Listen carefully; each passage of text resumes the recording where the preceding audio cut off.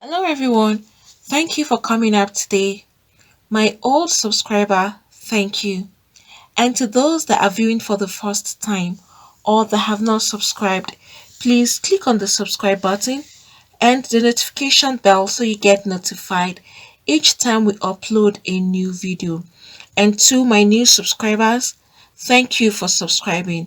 And please do not forget to hit on the like button. A prophet and his wife has just been arrested by the police. The Malawian police has issued a new arrest warrant for controversial millionaire prophet Shepherd Bushiri and his wife prophetess Mary Bushiri of the Enlightened Christian Gathering. That's the name of their church. And it was recalled that after the Malawian authorities stopped members of the prophet's family from leaving the country for Kenya, the police stormed his home but could not find him and his wife Mary. And the National Police spokesperson, that's Mr. James, confirmed the new warrant of arrest that was issued to fugitive Prophet Bushiri and his wife. And it was gathered that the Department of Immigration and Citizenship Services also said that the police stopped Bashiri's family from traveling because they were suspecting that the preacher and his wife were fleeing the country and wanted to send their children away first. But Bashiri and his wife, Mary, fled South Africa last year while on bail. They are wanted in Pretoria on a raft of charges, including fraud and money laundering. And efforts to extradite Bashiri and his wife from Malawi to South Africa proved futile last year, and their extradition hearing is, however, set for 8th of March 2021. Because if we could recall, a few days ago, this prophet and his wife, they were actually banned for traveling, and this is because they are under the suspect list of fraud and money laundering. You will come to ask yourself a question: and these men and women of God, and these people that are leading God's word, if this is true, that's the first question you would ask yourself. If all of these allegations are true, you would ask yourself first, are they not meant to lead by example? Look at this beautiful woman and her husband. You will be asking a whole lot of questions. How do they engage in this act of money laundering and frauding people? How come they have made up their minds to carry acts like this? Defrauding your fellow human being, even at this critical time when times are very hard, people are struggling to feed, people have lost their jobs, a whole lot has been happening, and then you still make up your mind to defraud your fellow human being. Isn't this terrible? And how bad can this be when you defraud someone of their hard-earned money?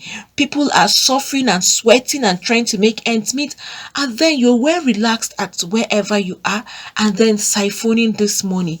It's not good when people defraud their fellow human beings. You know why? Because some of those people, it's gotten from their sweat. They didn't just wake up in the morning to grab this money. Neither did they just stand up from their sleep and plucked it from the tree.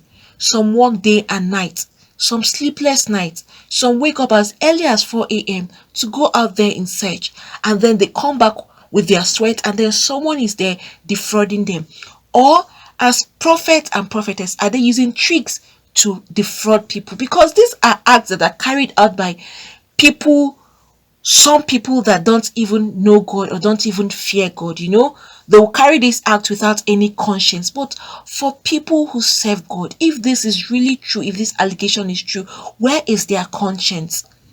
Would you defraud people and then you're comfortable with it and feel you're enjoying, you're living a lavish life, and then some people out there are suffering? How do some people feel when they engage in acts where you rob your fellow human beings of their sweat? Because this is another terrible way of taking forcefully what doesn't belong to you. Fraud is stealing. Money laundering is also stealing. So, what are you doing, or what would you preach to your congregation? Like, I would repeat, if this is true, how will they defend themselves? And if they are charged finally, because they are suspects, and if they are finally charged and found guilty, what becomes of them as people representing God? Once you present God, you should give attributes that portray you as a child of God or as an identity of Christ. Well, further investigations are still ongoing at the moment, because right now they were trying to leave the country to escape, to go probably on a hideout, but unfortunately they were caught up, and now they have a warrant to get them arrested. Who knows, maybe they have found certain evidence that have made them to decide that they need to arrest him. So you can imagine that the couple who is now telling the person to do the right thing, because in some cases the wife may either tell the husband this is wrong, or the husband may tell the wife this is wrong. But when both of them are convicted of carrying out acts as bad as this, which means none of them were telling each other the truth, or stop, let's stop this, or it's not good. Couples are supposed to be helpmates, but in this situation right now, I think they were just supporting each other to achieve their purpose or whatever they actually wanted. It's really painful when you see people like this, people that are representing positivity, carrying out acts as dangerous and as bad as this. Alright, they carry out this money laundry and defraud people, all for their own selfish gain, to live comfortably, to buy a whole lot of things, and then ensure that you and your family have everything you need, you don't lack. Then what about those people you are defrauding? Have you thought of their comfort? Have you thought of their peace? Have you thought of their satisfaction? Have you thought of the stress they will go through knowing that they were defrauded? Have you thought of the pain and the depression they will go through when they find out that they've lost what they have saved or their savings? Some of these people, they cater away with people's life savings. That's why you see some people end up killing themselves, because you've saved a whole lot after your sweat, and someone will come in one day and clear everything from you. Then how are you expecting people to react when you take away what they have worked or labored for? Some people labored for all this money for years, and then you come in one day and then take it away from them. That's really painful. You don't depend on other people's sweat to make yourself comfortable and happy. What stops you from working as well? What stops you from achieving your own goal? What stops you from having an honest living to ensure you are satisfied with your family? The bad thing about some people is they've made up their minds to get money the easy and the fastest way, which is usually the dangerous and the bad way. They end up, some people would make a whole lot of sacrifices. Some people would have to kill other people in the quest for money. Some people will bury a whole lot of terrible things just for this thing called money. Money is important for everybody to have, because it's there to pay your bills, to ensure that you keep your family and yourself going. But when people misuse the money, that's when the Bible refers to it as money being the root of all evil. When you defraud people like this, you go to any length to make the money, irrespective of what happens to your next door neighbor, even if it means you taking their lives. So long as you get that money, you are okay. Then that is when money is being referred to as the root of all evil, because a man who will go to any length to make money, irrespective of what happens to the person next to him, is being seen as someone who is inhuman and unconsiderate. You should always think of your fellow human being. Those carrying out acts like this, defrauding people, money laundering, think of your fellow human being. Place yourself in that person's shoe. You've labored for years. You have gathered a whole lot, and probably you've made plans with that money, and someone will come, maybe they'll deceive people, they may say a whole lot of things, you can never tell, and then you take that money and then give it to them. After you've done that, before you realize that you just made a huge mistake, your money is gone. Some people pass out when they find out that they just lost millions or they've lost all their savings. Please, those of you involved into acts of quick money or defrauding your fellow human being or getting into money laundering to achieve a purpose, please desist from it. Ensure you are not part of such scheme. It will end up backfiring most times. You end up having to face those crime you have committed. You feel you're enjoying, you're having fun, you're having the feel of the day, and you have everything at your reach, you don't lack anything. But don't be so comfortable there, because it will end up catching up with you one way or the other. The saying goes, one day, every day is for the thief, but one day is for the owner. Always remember that.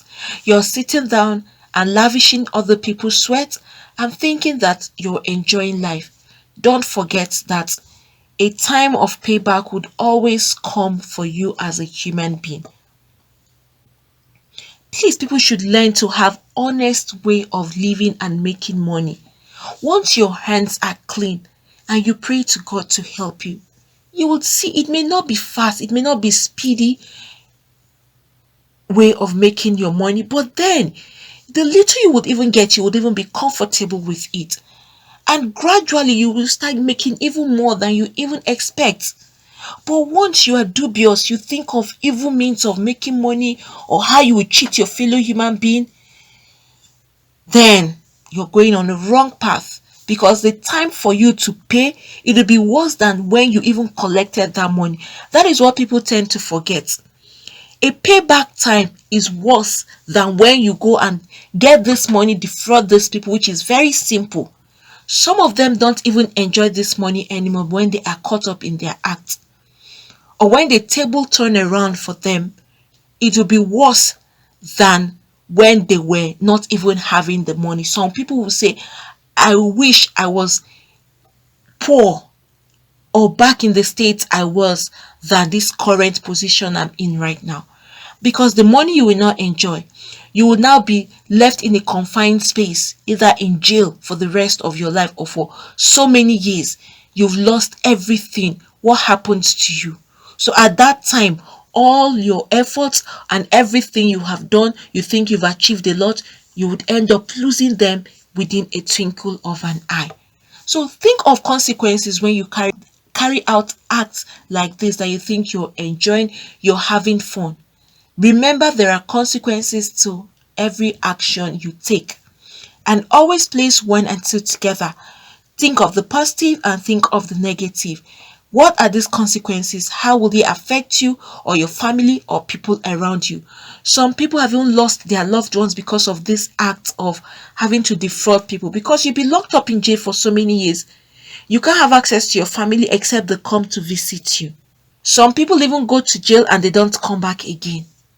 Please, those of you thinking of carrying out act like this, or thinking of making money the quick way, or robbing your fellow human being of their sweat, think twice before you carry out this action, because in most times, in most cases, it doesn't end up well.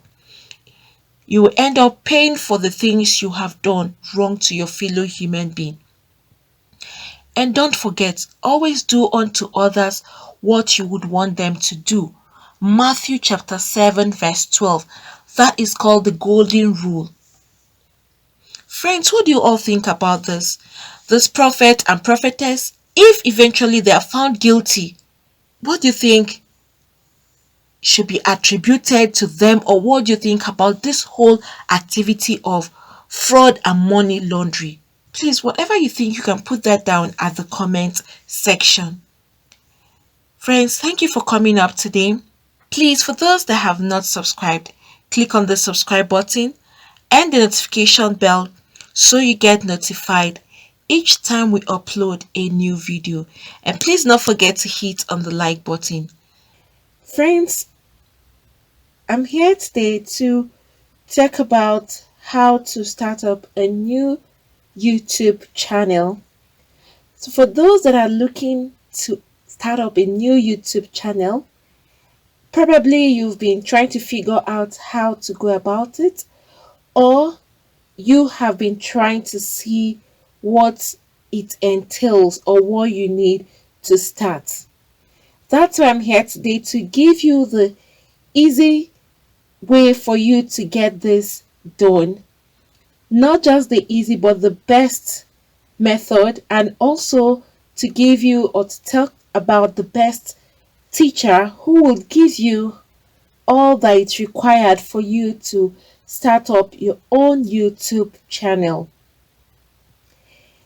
This is a teacher, he is really successful with his YouTube, and he has been a teacher for so long now.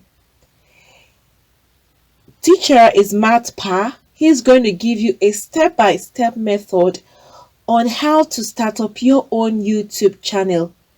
No stone unturned. Every step of the way, he's going to lead you through it.